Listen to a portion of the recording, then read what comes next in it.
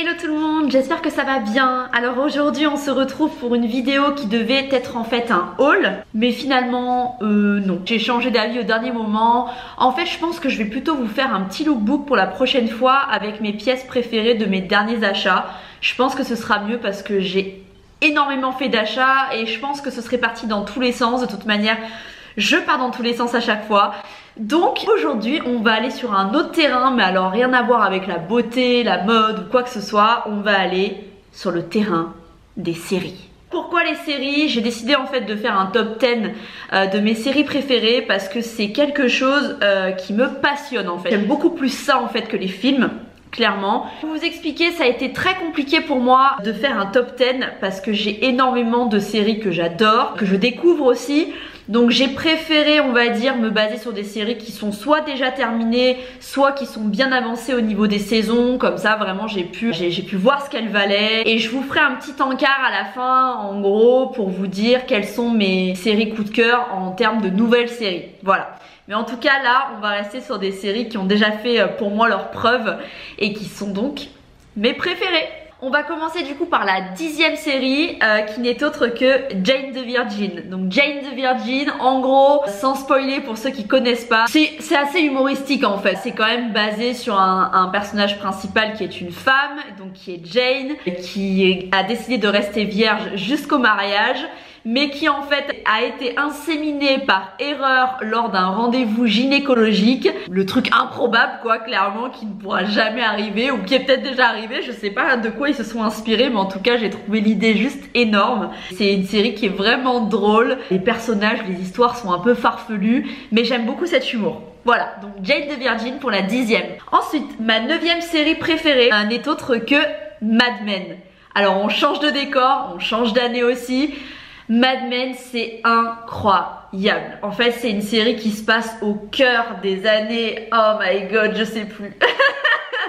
Bref, des années où genre les gens étaient trop stylés quoi. Voilà, c'est en pleine agence commerciale, agence de pub en fait, que ça se déroule en plein New York et c'est vraiment le top. Mad Men, c'est trop beau. Les personnages, enfin les acteurs sont dingues, les personnages sont tout aussi dingues. Les scènes, pourtant elles sont parfois lentes je trouve, mais voilà, les scènes sont fantastiques. Bref, Mad Men, coup de cœur également. Ensuite, pour la 8e série, là je vais vous demander de mettre un replay parce que je vais vous parler de Nip Tuck. Mais qui n'aime pas cette série? Franchement, Nip Tuck, quand j'ai découvert cette série à l'époque, ça a été incroyable parce que c'était vraiment le début, je dirais même pas en France, mais peut-être plus encore aux States, de la chirurgie esthétique, mais à proprement parler. Cette série, elle est... bon, pareil, elle est hyper farfelue, les histoires sont hyper compliquées, mais génial. Je me rappellerai, je pense, toute ma vie du premier épisode qui m'avait vraiment marqué, avec cette espèce de trafiquant là, un mec tatoué de la tête aux pieds, il me semble. C'était incroyable, c'était genre cache rentrée dans le vif du sujet. Franchement, Nip Tuck, je pense que je pourrais me la refaire d'ailleurs cette série prochainement parce que elle me lasse absolument pas. Dingue, dingue, dingue. Pour ceux qui connaissent pas, il faut absolument vraiment que vous alliez la découvrir. Ensuite, en 7e position, j'étais assez partagée parce que pour moi, il y avait deux séries qui se tenaient. D'un côté, True Blood, une série qui est maintenant terminée, et de l'autre côté, Vampire Diaries, qui en est à sa 8e saison, je crois. Donc, autant vous dire que ça fonctionne bien. True Blood, si mes souvenirs sont bons, il y avait 7 saisons, je crois. Bref, ces séries-là, pour moi, voilà, s'équivalent un petit peu. True Blood, ça m'avait vraiment plongé. J'avais commencé par celle-ci et ça m'avait vraiment plongé dans cet univers un peu, voilà, paranormal, vampire, loup-garou. Je savais pas trop si j'allais accrocher et en fait, j'ai adoré puisqu'aujourd'hui, j'ai vraiment plein de séries que j'adore. Style aussi Teen Wolf, enfin... Il y a plein de séries comme ça un peu surnaturelles que j'aime beaucoup regarder alors que je suis pas du tout science-fiction ou genre de truc.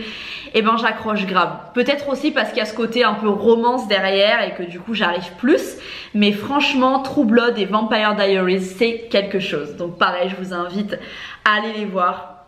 Surtout pour quelques acteurs qui valent le détour. Qu'est-ce qu'on mate dans ces séries, bordel. Bon, ensuite, plus sérieusement, 6e position, je vais vous parler d'une série que je pense pas beaucoup de gens connaissent, puisque quand j'en parle on me regarde un peu avec des yeux de ce genre là. C'est la série Wentworth. Donc la série se déroule il me semble en Australie, donc c'est une série australienne. D'ailleurs leur accent, parce que moi alors toutes les séries je les regarde en VO, je préfère, en plus j'ai l'impression vraiment d'apprendre, enfin ouais, d'avoir du vocabulaire en plus, et l'accent australien c'est juste quelque chose quoi. Il faut au moins que vous l'écoutiez parce que ouais, c'est quelque chose. Je sais pas si j'aime bien ou si j'aime pas, c'est un mix des deux en fait. Et donc la série Wentworth, c'est une série qui se déroule en milieu carcéral féminin. Donc pour vous donner un petit parallèle, c'est un peu du genre Orange is the New Black, sauf que Orange is the New Black pour moi est plus basé quand même dans l'humour, etc. Alors que Wentworth c'est beaucoup plus dark. Et c'est ça que j'aime. C'est un petit peu angoissant, c'est un petit peu gore même parfois, c'est très dur, c'est vraiment... on a l'impression d'être plongé au cœur d'une prison américaine quoi.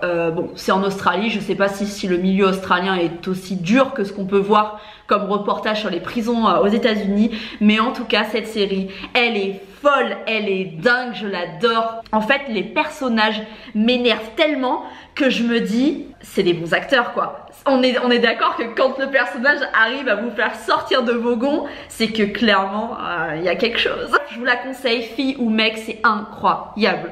Alors ensuite on va passer sur autre chose, un peu plus reality TV. Je vais vous parler de la série Unreal, donc pour la 5e position. Unreal, c'est en fait, si vous voulez, un espèce... Non, en fait, on peut même dire que c'est ça. En fait, c'est le Bachelor américain, mais en série. Donc voilà, c'est pas le vrai Bachelor. Mais ils l'ont tourné en série et franchement, il n'y a que 2 saisons. Hein. Et je l'ai mise parce que... Oh, bordel, ce qu'elle m'a tenue en haleine. Et là, je me dis, la télé-réalité... Déjà en France, moi, je trouve que ça prend des proportions de malade, des proportions démesurées. Mais alors là... Là, on est au cœur de vraiment du vice en fait. C'est ça, c'est exactement ça. C'est le vice, mais vraiment jusqu'à... En fait, il n'y a pas de limite. Clairement, il y a zéro limite. Il faut que vous la regardiez pour comprendre, parce que c'est... Moi, je pense honnêtement que c'est vrai. C'est, je pense que c'est aussi tordu que ça. Déjà en France, je pense que c'est tordu, mais aux États-Unis, ça doit être un sacré niveau les émissions de télé-réalité pour moi. Donc Unreal, je vous la conseille à 1300%. Pourquoi 1300? I don't know. Ensuite, 4e position, là aussi ça a été très compliqué pour moi de me décider, donc j'ai décidé de vous en mettre 2 en fait qui pour moi s'équivalent. Et en plus de ça, je crois qu'elles ont toutes les 2 6 saisons et qu'à chaque fois elles sortent leurs épisodes en fait en même temps, donc ce qui fait que voilà, je découvre les épisodes semaine après semaine, les 2 séries en même temps. Donc la première, toujours pour la 4e position, vous me suivez. La première c'est New Girl et la seconde c'est Two Broke Girls. Ces séries, mais elles me font délirer dans le sens où j'ai l'impression, vous savez quoi, de retrouver parfois l'humour un peu des Simpsons en fait. Des Simpsons et de American Dad, vous voyez, c'est vraiment cet humour typiquement américain, complètement cinglé, et où je rigole mais des fois je pleure de rire tellement les acteurs sont des fous, mais vraiment des malades. Two Broke Girls et New Girl, je vous les conseille. Et pareil, fille ou mec, parce que oui, ok, dans les deux titres il y a le mot girl, donc ça peut supposer que ce soit une série féminine, mais pour moi pas du tout. Je vous les conseille à 3000%. Ensuite, 3e position, et là il va falloir faire encore un bond de 30 ans en arrière, puisque c'est une nounou d'enfer. Mais mon Dieu, mais cette Fran et ce Niles, on en parle ou pas? Je pense que Niles et Fran ont été les personnes qui dans ma tendre enfance m'ont fait le plus rire à m'en étouffer. Je les trouve absolument mais drôles quoi, mais drôles à un point, j'ai pas les mots, sauf que pour moi voilà, une nounou d'enfer, elle méritait d'être sur le podium carrément, donc 3e place parce que waouh. Merci Fran, merci Niles. Ensuite en 2e position, et là ça a été vraiment l'amour de ma vie pendant pas mal de temps, et pourtant je suis plus mec typé quand même hein. Et pourtant ce petit rouquin Dexter. Non mais Dexter. Ok, on est tous d'accord pour ceux qui ont tout vu, donc toutes les saisons, la fin elle laisse à désirer. Mais c'est pas grave, la série elle est tellement exceptionnelle que c'est pas grave si on reste un peu sur sa fin. à la fin. Parce que clairement c'est d'un niveau mais incroyable. Bravo à cet acteur qui joue terriblement bien son rôle d'acteur. Parce que honnêtement il m'a fait plus d'une fois flipper et à la fois on a tellement envie d'être ce justicier en fait qu'il est quoi. Clairement c'est incroyable ce qu'il accomplit et je sais pas si ça existe, je sais pas s'il y a des gens comme ça.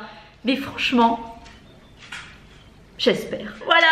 Ensuite, podium. Number 1, médaille d'or, coupe, tout ce que vous voulez. Ça va peut-être en décevoir plus d'un. Non, quand même, c'est une série culte. Grey's Anatomy. Franchement, Grey's Anatomy, 13 saisons. Les mecs sont toujours au taquet. Y en a qui ont beau mourir, partir de la série alors que c'était des putains de personnages, bah t'es quand même encore dedans. Enfin, moi personnellement, je suis toujours dedans. Même si oui, ça m'a fait chier que... N'écoutez pas ceux qui n'ont pas vu. Du moins toutes les saisons. Mais oui, ça m'a fait chier que Christina parte, ça m'a fait chier que Shepard parte. Mais au final, la série, je trouve qu'elle est toujours au top quoi. Au top, au top, au top. J'adore cette série et j'appréhende franchement le jour où ça va se finir.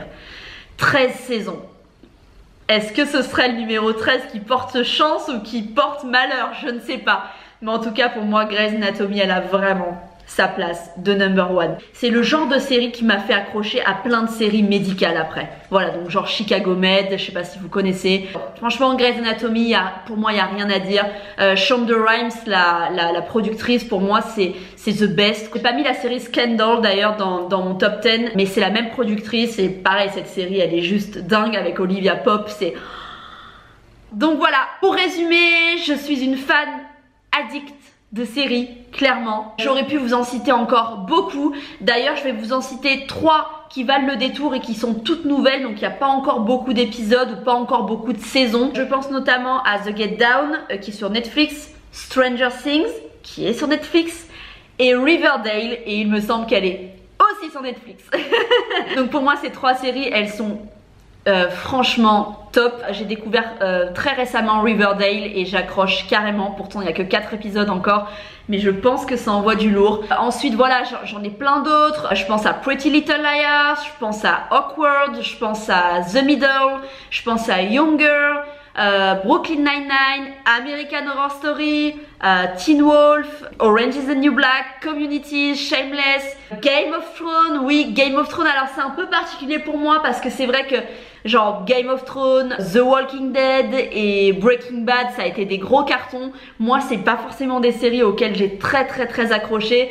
Game of Thrones plus, pas trop le reste. Donc voilà, vous allez peut-être être étonnés de pas les voir dans mon top 10, mais voilà, c'est pas quelque chose auquel j'ai accroché, donc je n'allais pas être hypocrite et les mettre parce que c'est stylé. Enfin bref, je suis une fan incontestée de séries. J'espère que ça va vous donner des idées pour chiller un petit peu le soir ou vos jours de repos quand vous avez envie de rien faire et de découvrir des séries. Moi, c'est vraiment mes coups de cœur. Je vous les mettrai d'ailleurs en barre d'infos pour que vous les retrouviez. J'espère que d'ailleurs cette vidéo ne va pas s'éterniser, hein. Je vais essayer de faire compact parce que là je vois qu'il y a déjà 18 minutes au compteur.